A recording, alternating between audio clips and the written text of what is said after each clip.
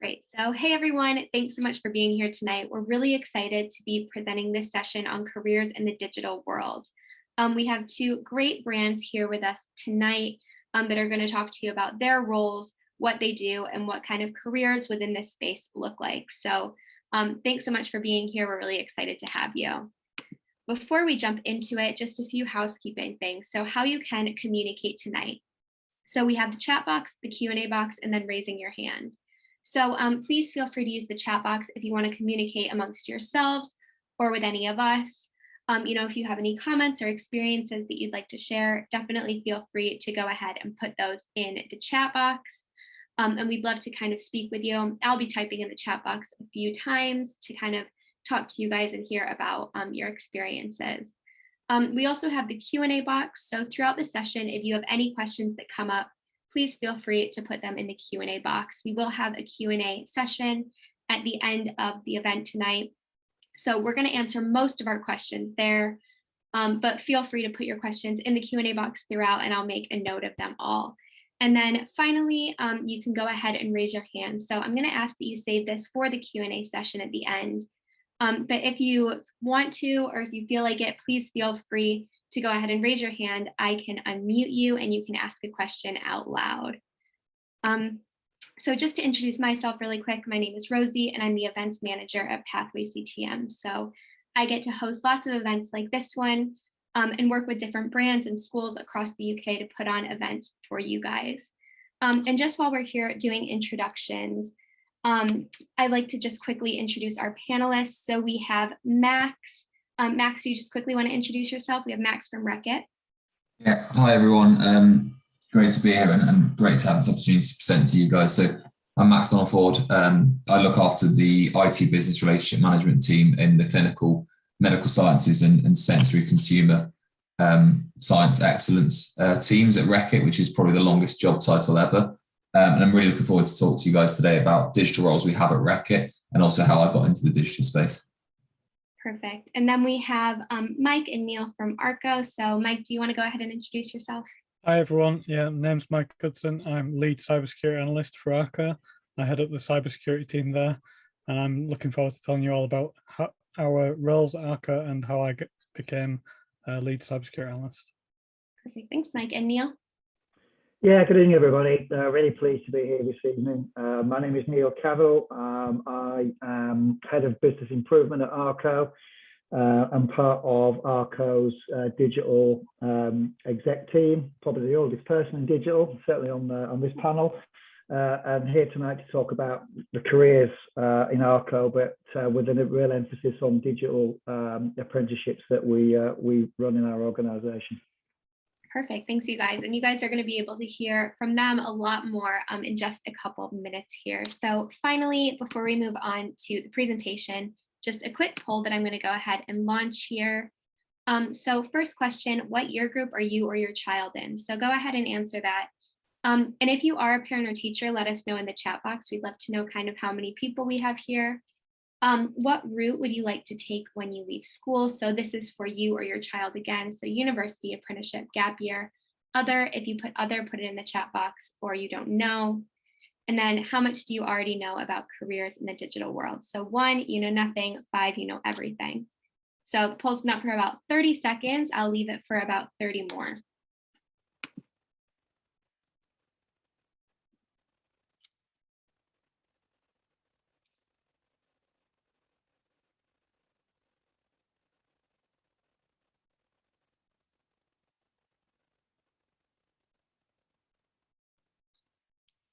Perfect. About 10 more seconds, guys.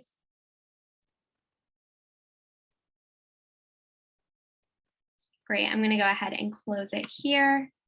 So what year group are you or your child in? I see we have about 36% of you in year 11 and kind of a range throughout year 9 through 13. So that's perfect. You're in the right place, whether you know exactly what you want to do and it's within the digital world, or you have no idea. You're going to learn a lot of information tonight.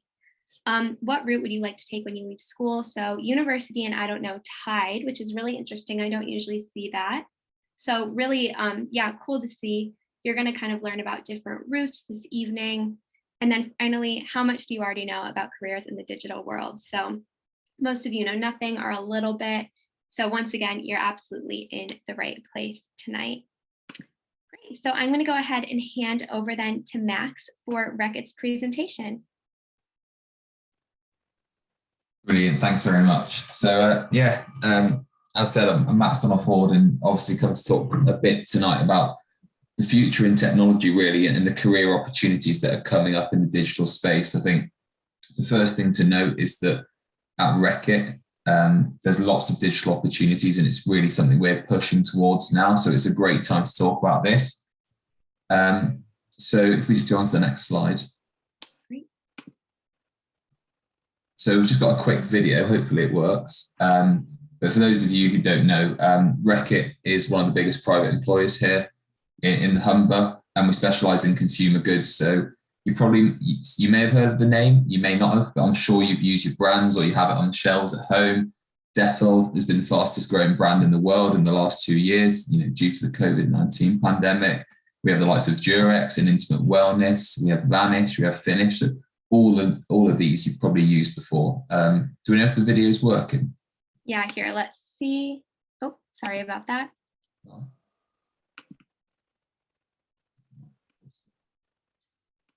It doesn't look like it is. Let me just try something else really quick.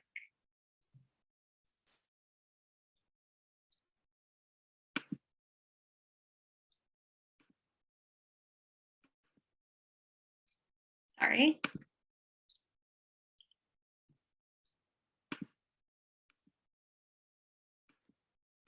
Apologies for this. I'll go ahead and email this video out. Oh, do we have it? Great.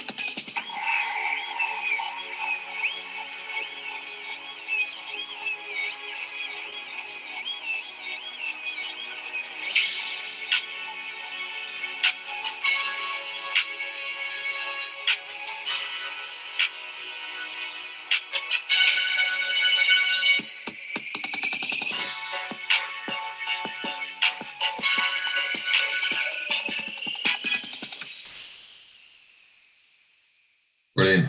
Glad that worked. Cheers for that. So there you've probably seen quite a lot of brands, and what we'll do is a quick hands up. If you haven't seen one of those brands, we'll do is put your hands up. So I'll be quite shocked if you've never used or seen one of these brands here. I'll give it a couple of seconds, and hopefully no one sticks their hand up. Yeah, you can put in the chat box which brands you have heard of. We'll see if anyone kind of puts those in. We'll give them 20 seconds. Yeah.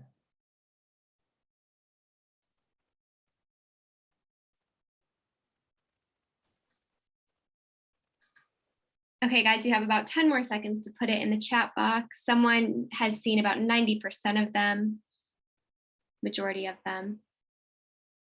Yeah, I would say the same for myself too. I see the majority of them most days.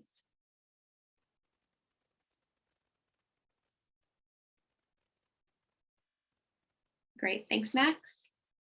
Brilliant. So, as you saw there, you've probably Reckitt, as we are called now, has had about, 4 different names in the past 15 years. We were Reckitt and Coleman when we had Coleman's food brands. We've been Reckitt Benkiza, and now we're just Reckitt. And the reason for that change is to bring us back to our roots, which obviously are in Hull, and the name of our founder, which is James Reckitt. And what you can see here is just the brands that we offer a variety of sort of benefits in health and hygiene and home. So We've got the newest releases in Botanica and Ureva around brain health and vitamin mineral supplements. And you get all the way back to Mortein, which is obviously an insecticide, pesticide to kill insects. So we've got such a wide range that any products that you want to work on, you think actually I have a connection to that.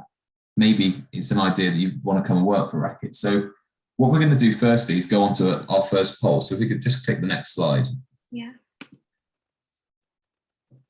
And the next slide after that, sorry.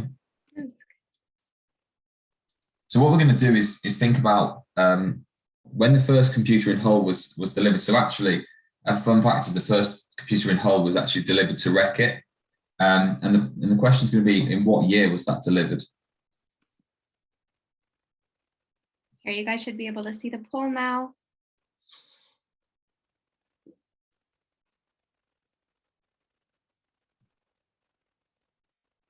Great, I see answers coming in quickly. We have about 70% answered. I'll give you guys 10 more seconds.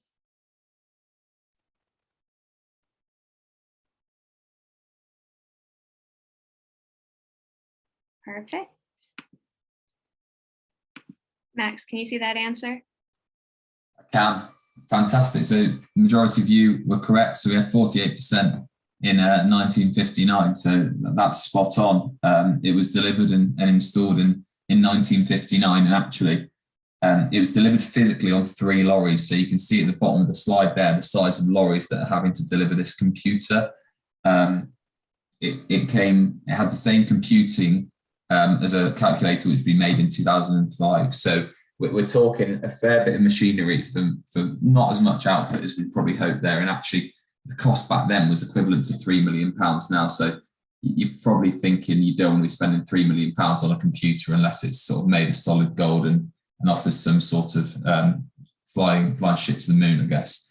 But what's really interesting about this is that digital's always been in the forefront of our minds at Reckitt, whether it's on the first computer now, back then, or to what our ambition is now within transformation and technology and how we can actually provide for our consumers using digital tools. I think Reckitt is very associated with our supply and factory, which is obviously in Hull, as well as our research and development. So you saw part of the research and development centre there, the new one that was only built 5 years ago in the video. But actually, technology underpins all of that, which we'll come on to talk about in a bit. We just flick on to the next slide. So I wanted to talk a bit about my career journey because I guess it hasn't been a traditional IT or technology or digital career journey, really. As you can see, it's been quite a varied path. So I actually started off working in Waitrose in the supermarket as a supermarket assistant. And I think what I want to show from this career journey is what's driven me through each role and each path I've taken from back when I was at school age to where I am now has been that I wanted to do something that I enjoyed. And you're probably thinking, why do you enjoy working in the supermarket? But what I was able to do by working in the supermarket was identify what I enjoyed. So I did a bit of packing shelves, didn't really enjoy it. I did a bit of sitting on the tills and I was like, actually, I love that. I love chatting to people, meeting people. Yeah, sometimes people shout at you for being too slow, but these are all opportunities for learning and personal development, right? So I started off at Waitrose and then I went to the University of York and did a master's in chemistry. And once again, you're probably thinking, how's that applicable to IT and digital? But it was really the skills that I was gaining and what I was enjoying in the chemistry degree. I enjoyed the lab work, but what I really enjoyed was the problem solving, the opportunity to do team group presentations, to write literature in groups as well, and actually looking at the variety across the experiences at university. I can only talk about the benefits, really. I worked in wet labs for pharmaceutical companies, but then I went and worked and did my master's in perfumery and worked with perfumers designing perfumes for Tom Ford and Gucci, etc. So to have such a wide range of experiences, I think that's what I really look for when growing into your career. You don't have to go straight from school or to university. You don't have to go straight to a job either. Look for those paths that are going to differentiate you and give you those experiences, because you've got a long life ahead of you at the age you're at now, and actually you can find out what you do enjoy rather than just jumping into a job or a degree where maybe you won't. So that's one bit of advice I'd really give. So I joined Reckitt back in 2018 on what's called the Future Leadership Programme, and I'm actually working in our research and development area. So what this is a programme for people who are interested in leadership roles in the future within Reckitt, and it's a fantastic opportunity to get a rounded approach to what Reckitt do. So you get the opportunity to do different roles in different parts of the business. So I worked in the labs, I worked in the operations, looking at business profitability and cost. I worked in R&D innovation, doing consumer trials. I worked in clinical and medical as well. And then after all of that, I ended up in the role I am now in terms of business relationship management for IT. And you're probably asking, how does that all add together? And once again, it does come to those underpinning skills and my ambitions, which is actually I want to learn new things. I want to meet new people. I want to learn about new areas. And certainly if you're interested in that, Reckitt's a great place because it does cover such a range of roles, from R&D to marketing to regulatory, looking about what you can and can't get out there on the product shelf. Marketing, all about pack design and design elements, lots of creativity. And then you've got IT, which we'll come on to talk about a bit later, but there's so many digital roles available. It's not just coding and it's not just design elements and talking on phones and fixing computers. My role as business relationship manager is really being that in between our IT delivery teams who design and code systems and the business who maybe aren't sure what they want out of systems and aren't sure actually what the point of a system is sometimes. So, my job is very forward facing and quite an extroverted role, but that's not all digital opportunities. And we can come on to talk to that in a bit, but I don't know if anyone has any questions now. Max, I have a question. So just based on kind of what you said, kind of looking back on hindsight, it's easy to, kind of say you don't need to know what you want to do when you're this age or even now. When you were kind of in year 11, year 12, did you kind of feel a lot of pressure to know exactly what you wanted to do when you're, older and to pick a career that you have to stick to for the rest of your life? Absolutely. And I think all of us here will know that the favorite question whenever, you have parents or friends' parents is what do you want to do in the next year or so, right? And don't feel you need to have an answer for that. I think it's much more important to know your own values and your own purpose. What do you actually want to achieve in the future? Is it that you want to engage with more people and learn new things, or is it actually that you want to design a new app to help in a certain way? So totally, I felt the same pressures I'm sure everyone's feeling here of, God, I better pick a university degree, or I better actually work out what I want to do because I need to form my life. And it's a really hard thing to sort of comprehend, but looking back and thinking, actually, I wish I might have had a bit more time between when I left school and went to university as well, maybe taking a couple of gap years, being able to see and do other experiences and work at different sectors as well, because maybe I would have gone into IT a bit earlier. Great, thanks so much. And you guys, any questions for Max about his journey, put them in the Q&A and put his name next to them so I know exactly who they're for at the end, and we'll get those answered during the Q&A. Perfect. Are we ready for the next slide? Absolutely.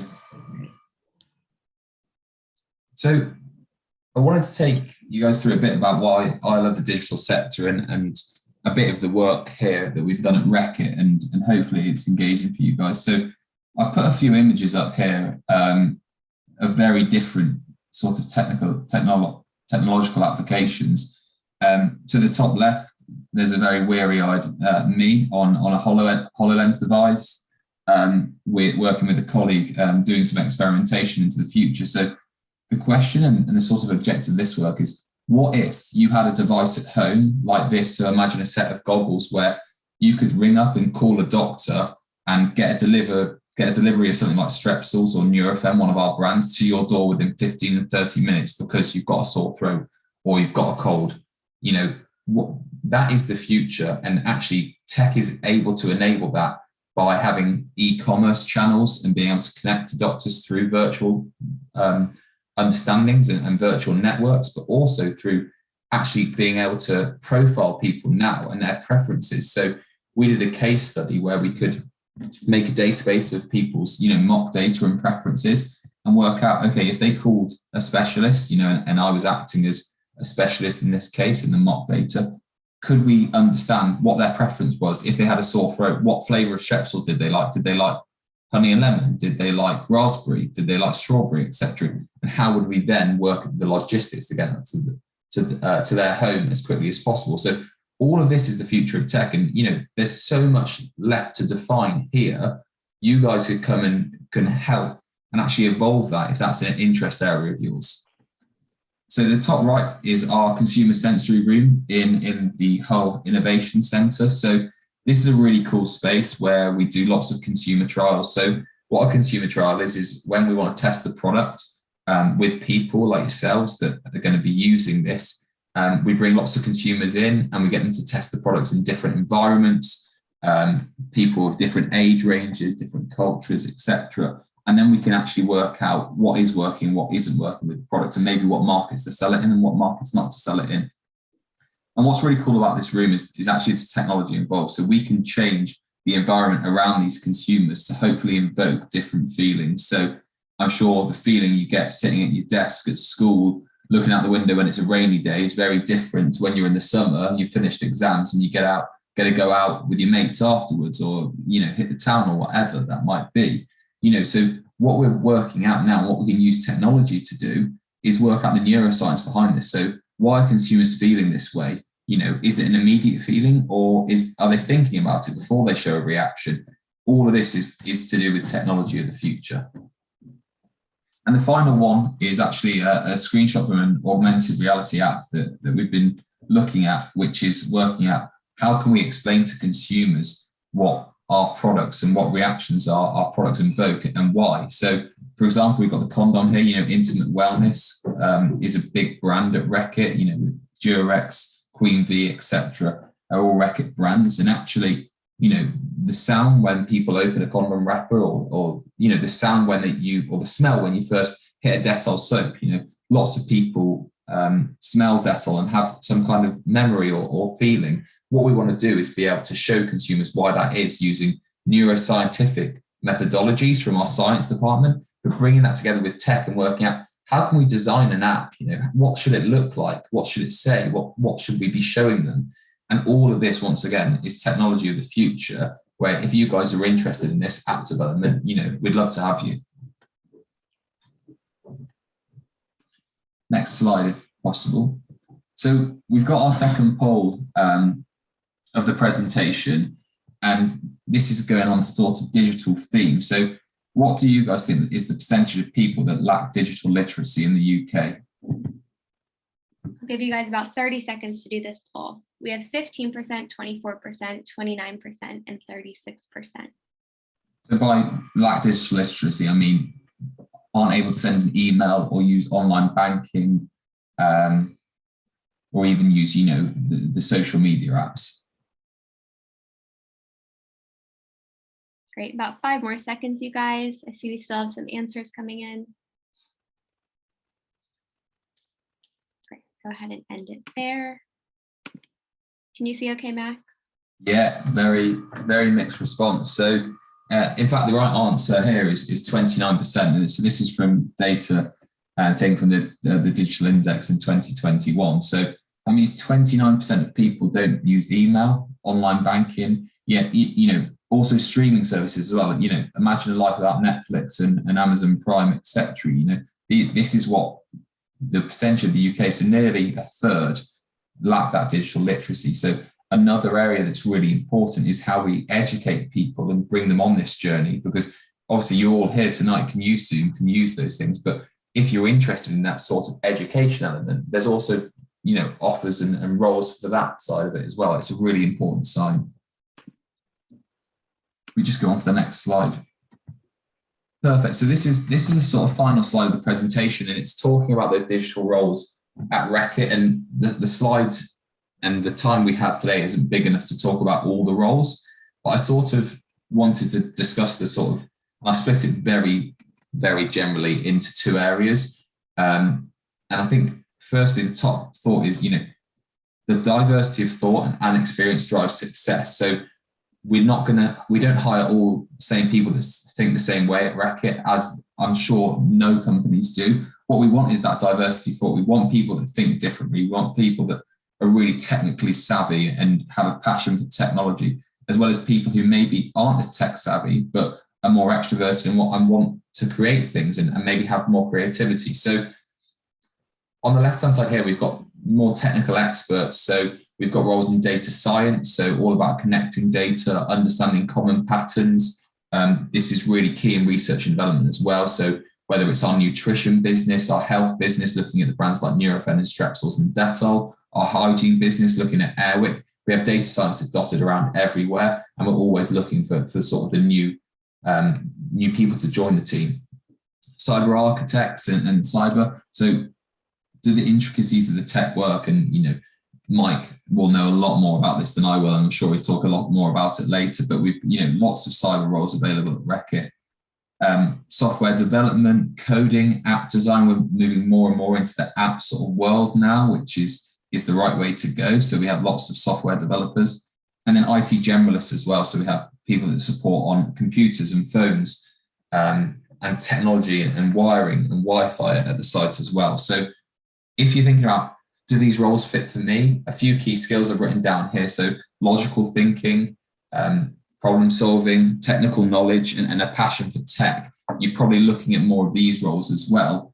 And job adverts will always tell you what sort of skills they're looking for, but they should be around this. So if you really like getting into the nitty gritty and solving those problems with technical knowledge, you're most likely looking in this area, but that's not obviously prescriptive. I think the other side of it as well is the strategy and relationship management. So that's IT business relationship management. So obviously my role at the moment. So what are the correct systems and processes for the likes of R&D and marketing, and how do we drive success? Strategy professionals. So working out what is the future of Reckitt in the digital world, and where should we be going down in strategy? IT sales. So actually selling that technical capability we have to customers, whether that be shops, your Tesco's and Amazon's, etc., or physical consumers. And then user experience analysts. So when we're coding apps, how does the software look? What should it look like? What's the design element? If you're arty and got an arty background, maybe this is a great role into digital for you. Designing it, making it look nice. So having that diversity of thought, creativity, that breadth of knowledge across the areas, problem solving. And I think what I also want to mention on this slide before we finish is that isn't two buckets that you can't move between. I know so many people I work with that have been cyber architects and then business relationship management, business relationship managers and data scientists, and actually having that technical knowledge and that depth is really helpful when you move to the strategy and relationship roles, as is the other way around. It could be that in 2 years I really want to gain experience in cyber security or in data science as well, and you have that ability to move between roles. So don't ever think you're assigned to one bucket and one role and you can't move. I think the joys of Reckitt is that you were able to do that, and we've got a fantastic leadership structure where we actually look for people that can move into new roles and gain new experiences. So hopefully that's been helpful for you guys today. As we said, any questions we can answer in the Q&A, and also if you look at the website reckitt.com/careers, that will show you any up-to-date careers in apprenticeships, future leadership programs, etc. And if you ever need to reach out to me as well, I can pop my email in the chat, and always happy to answer any other questions. Yeah, great. Thanks, Max. And you guys, Max, if you could put your email in the chat. You guys, that's a huge kind of networking thing that you were just offered, being able to email someone at Reckitt directly. So make sure to take advantage of that if you're kind of interested in this field. And then also, if you have any questions, like I said before, put them in the Q&A and we'll get them answered at the end. But now we will go ahead and move on and introduce Mike. Thank you. And thanks, Max. That was a really great insight into Reckitt's. I've learned a lot there about the business, and I've lived in Hull practically most of my life, so it's quite interesting. So my name is Mike Hudson. I'm lead cybersecurity analyst for Arco Limited. I head up the cybersecurity team there. I'm also a Cyber First Schools ambassador, so I'm very passionate about cybersecurity and driving awareness of cybersecurity in schools and careers in general. So I've worked in the industry for for 23 years across various different disciplines. Like Max alluded to earlier, I've not sat in the same seat for very long. I've moved around quite a lot. I actually started as a software development apprentice when I left school, and then I moved into IT service desk work, where I was actually field-based and driving all up and down the country fixing computers. Then moved from there into an infrastructure role, which is fixing servers and things in large businesses. And then about 5 years ago, I found a completely different passion in security, cybersecurity. That's where I've now kind of placed my hat, and I'm now here to stay, I think. And so yeah, it's quite a varied journey. So before we go into talking more about Arco, what I'm going to do is hand over to my colleague Neil Cavell, who's going to introduce himself. Yeah, thanks, Mike, and again, thanks, Max. As I say, follow that because that was a great presentation. So yeah, I'm Neil Cavell. I've been at Arco now for about 7 years. My role is head of business improvement. Outside of work, been married for more years than I can remember now, but that's between us, and 2 daughters in their early 20s. And why I reference that is my eldest daughter, Beth. She started life as a customer service advisor at Arco, and she's now a systems and software tester in our digital function. Far more tech savvy than I am. But again, it's that 2 things for me is that change of role, but also we're encouraging more and more females into our digital function. I think 50% of our population of 80 people in digital are female, which is great to see. In terms of my role, and then again, I started off like Max, a part-time job working in a supermarket called Jackson's. I think I had it tougher on the tills because it was before the days of barcode and scanning, so I physically had to type the prices in to the till and work out how much change was needed. So that was good grounding. And I started my proper professional career at NatWest Bank. My first job was printing checkbooks, and here I am, I won't say how many years later, but many, in the role I have now. So I've been in change management for about 30 years in various organizations and various roles, project management, program management, and then latterly for probably the last 10 years or so now in continuous improvement and leading teams, first of all in Empower and in Arco, in terms of looking at the way that we operate as a business and looking at our processes and working out with the business how we can make those work more efficiently and effectively and taking waste out of the process. I'm also part of Arco's digital executive team, running the digital function. And one of my responsibilities on that team is the recruitment and onboarding of our digital apprentices that we take into the business most years. So that's something that I get a great deal of passion and a great deal of pleasure from, seeing young people coming out of college and school and joining us in our digital function. And it's a really satisfying thing to see. As well as improving processes, I think it's important that we improve people, and also, people will focus on improving their own technical and professional skills, which is fantastic. I'm one of Arco's coaches and mentors, so I help people with their sort of career development, confidence, self-belief, and just the softer skills in terms of what's required, both in the workplace and outside. And then just a couple of other things I do outside of work. Taking the last one first, I'm a vice chair of the Tigers Trust, which is Hull City's community foundation. So I sit on the board of trustees, and again, it's a great role for me, voluntary role. I get to support that organisation and the great work they do in the local community.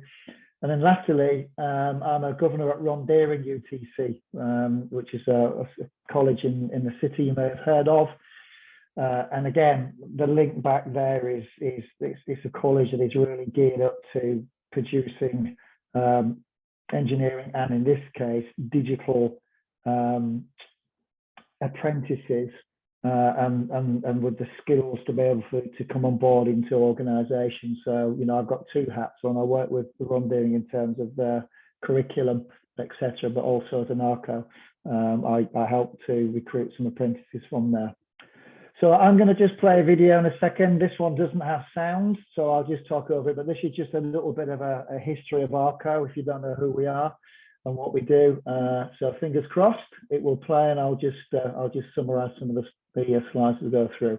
Black Friday is our new home, which we moved into in July of last year. It's a beautiful new building just by the Mighton Bridge.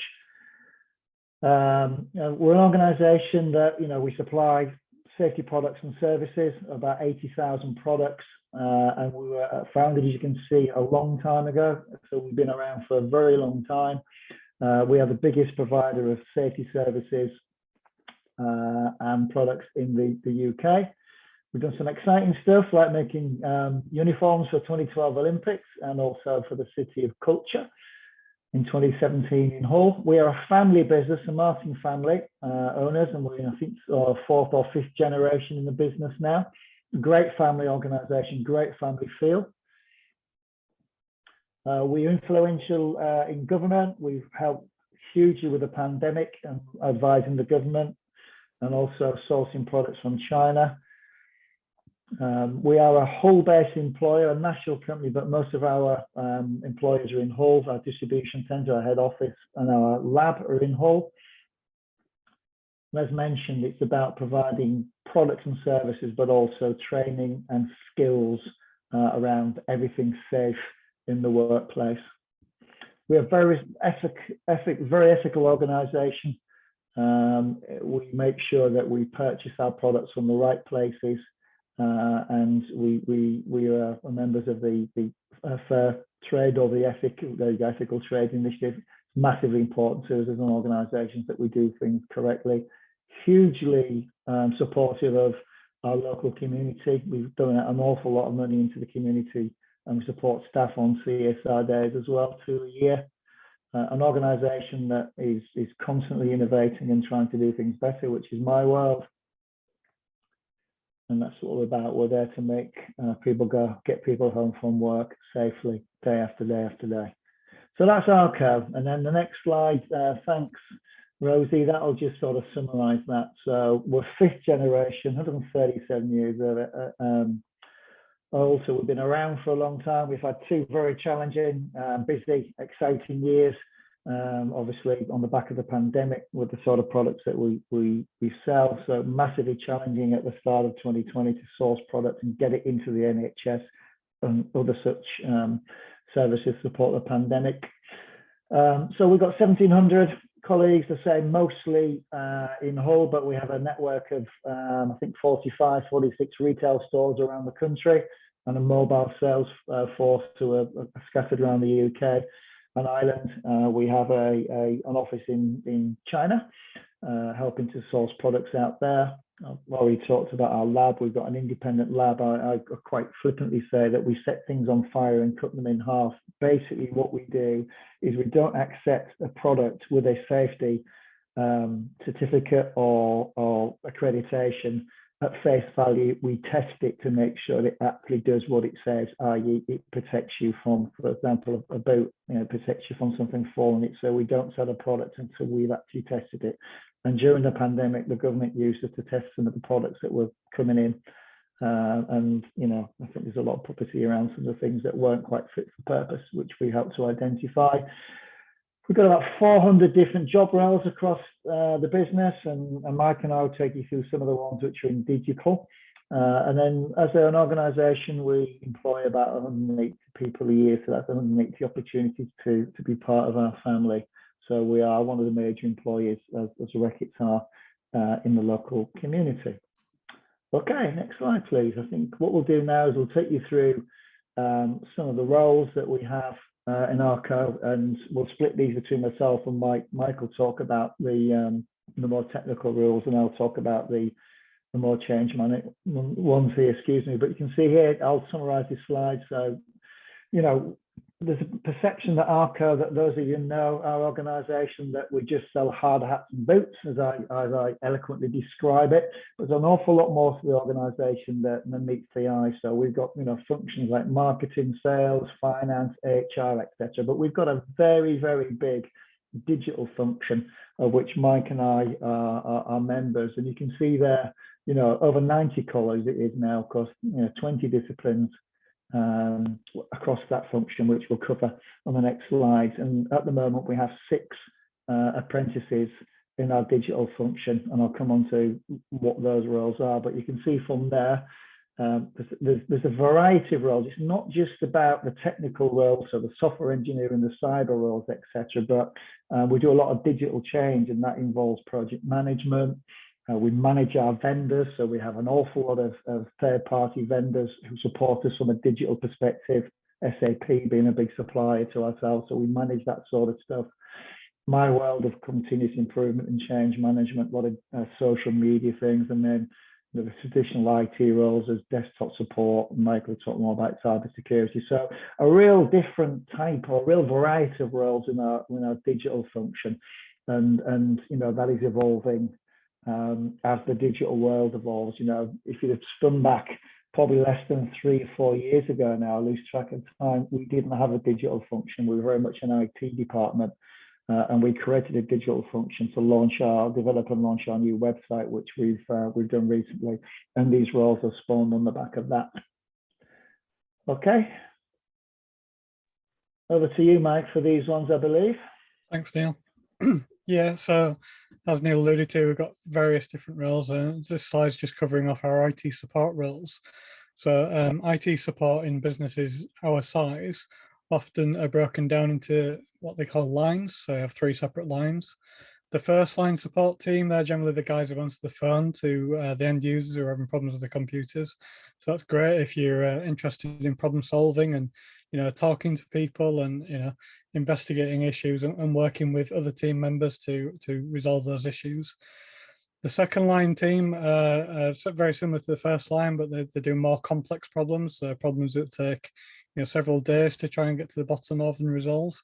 And again, that's working closely with in the team and with even the third line team as well. And the third line team, they look after the infrastructure for the business. That's anything from the cabling to the ports on the walls to the servers that the software runs on. They do a lot of stuff around, say, network design and development. So when we moved into our new building, there was months and months of work drawing up what the network should look like and how it should operate. And again, server configuration.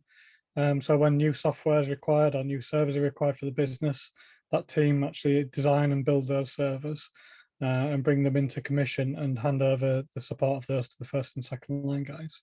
So move on to the next slide, please. So moving on to cybersecurity, this is obviously my world.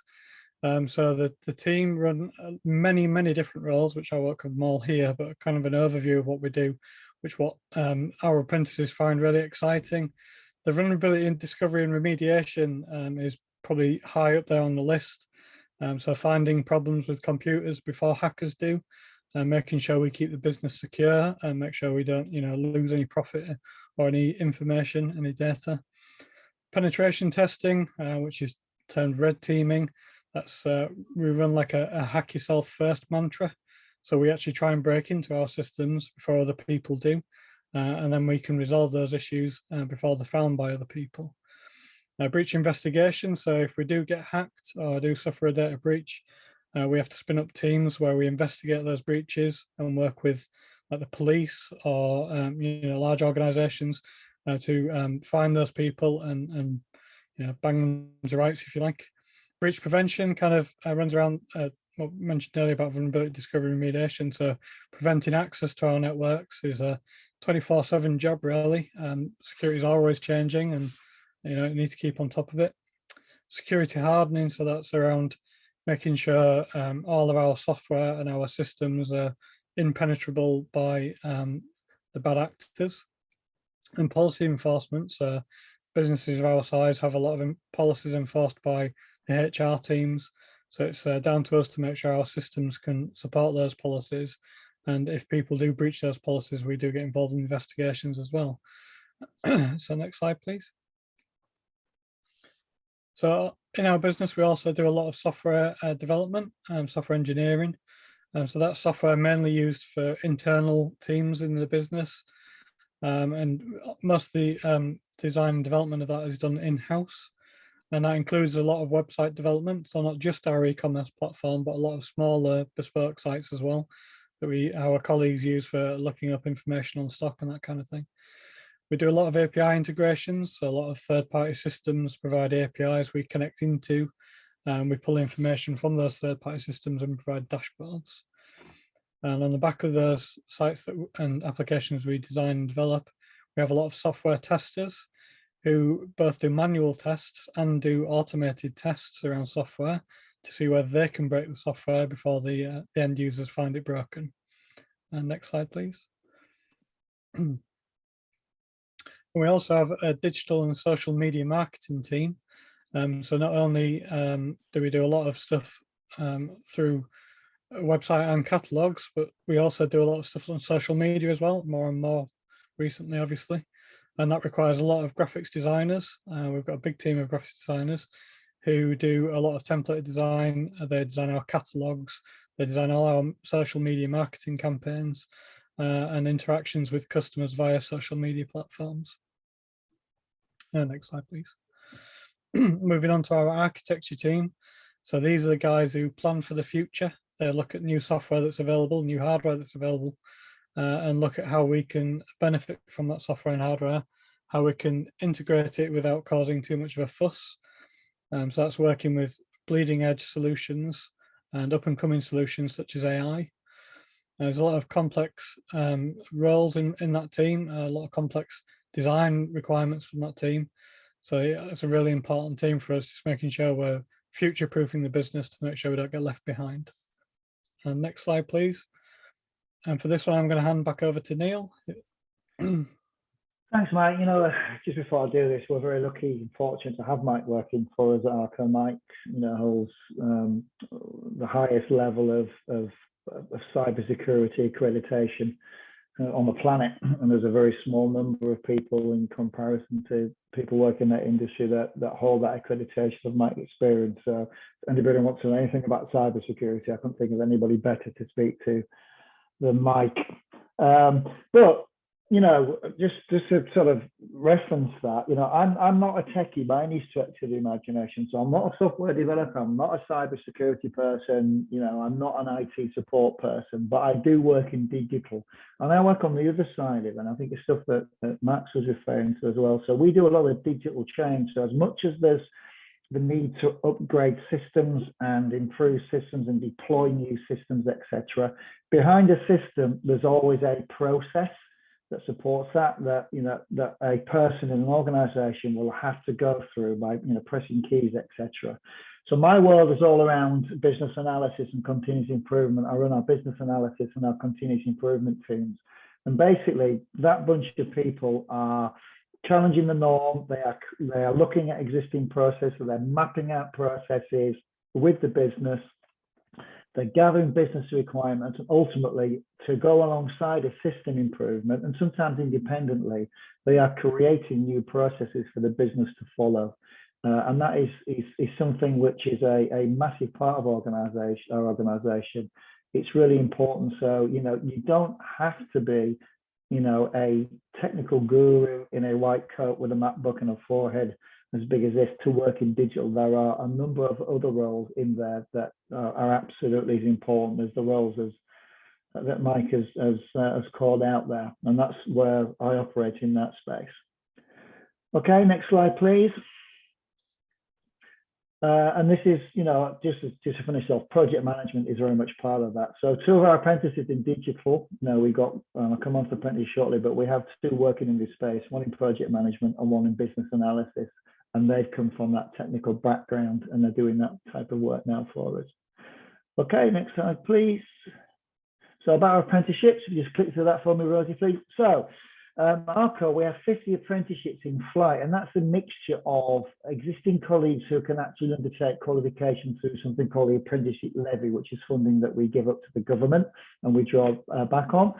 And then we also have 13 of those are actually apprentices that we've taken in from school and college, and of those we have 6 that work in digital, and the rest of them, we've got 1 in the lab, we have some in finance, I think we have some in HR. So we actually have apprentices deployed across the organisation. And this year, we're really ramping up our intake of apprentices and really looking to add them to the organisation. And what we do at Arco with our apprenticeships, be them in digital or be them in any other side of the business, when someone comes into Arco, they become, as an apprentice, they're actually a full-time member of staff. So it's not like come with us for 18 months, 2 years, patch your apprenticeship and bye-bye, thanks very much.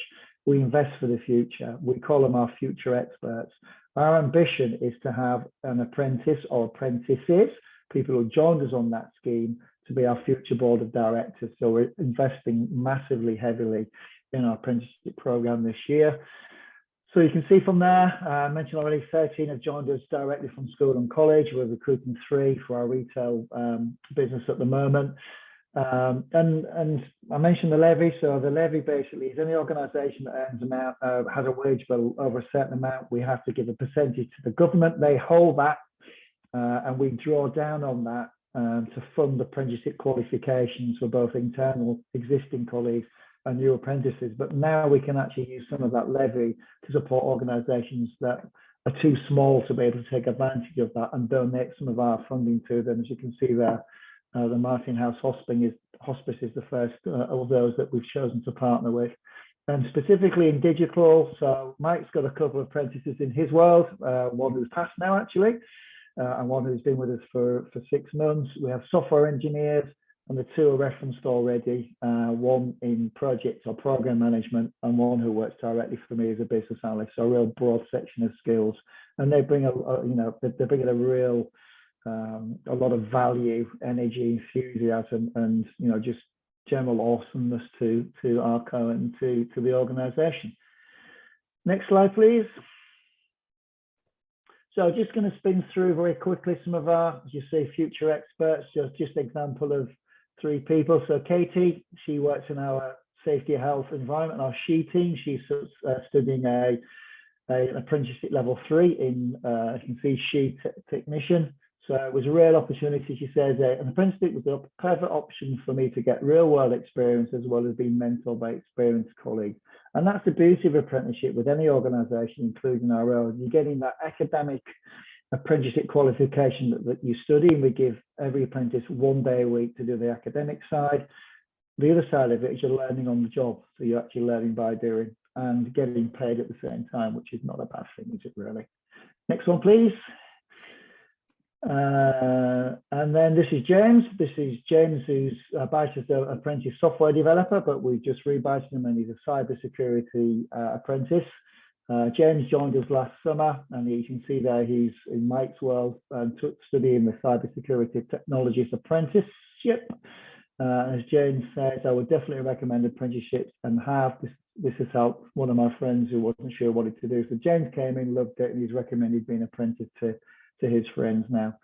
So that's James. He joined us in August, as did the next slide. It should be Chloe, if I'm right. Yes, so Chloe Marshall, she joined, as I said, last summer, and she works in our program management office, so that project management side, and she's an information manager apprenticeship.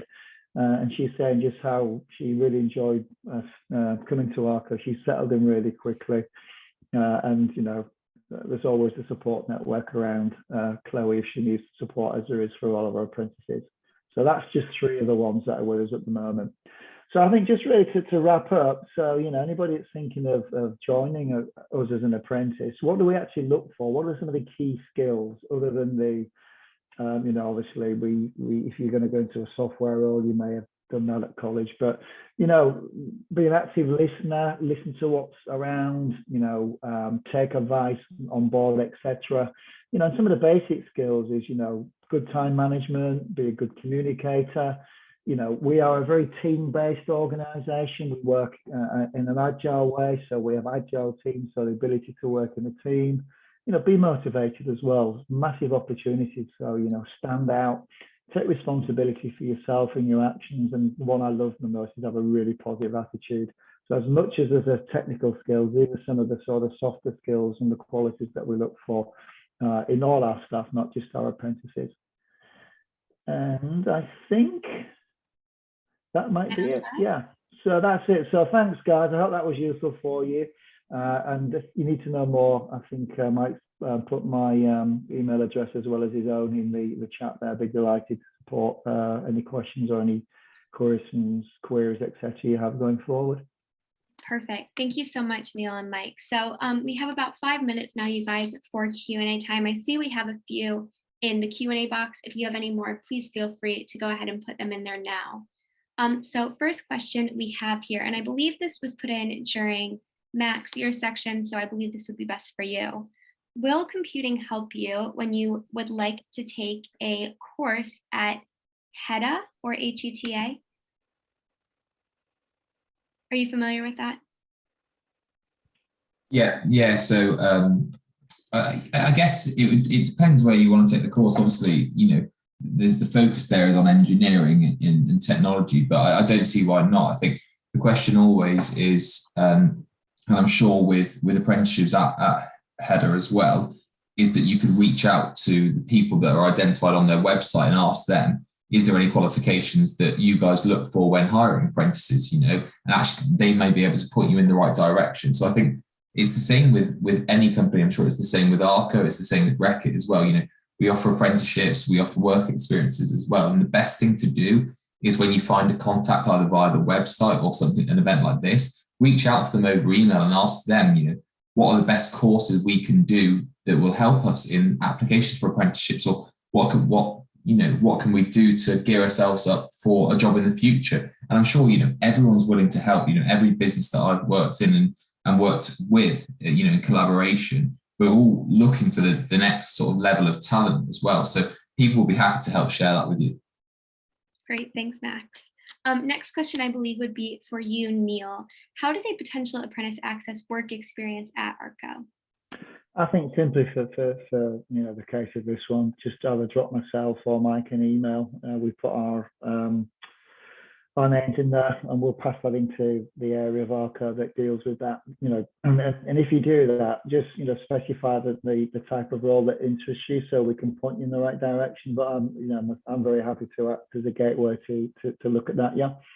Thanks, Neil. And you guys, I was always told when looking for my job, it's not about what you know, but who you know. So you're in the right place tonight. You came to this event to meet current employees, and that's exactly what you're doing. You have their emails now, which is one step above a lot of other people that probably want to work there. So definitely take advantage of that.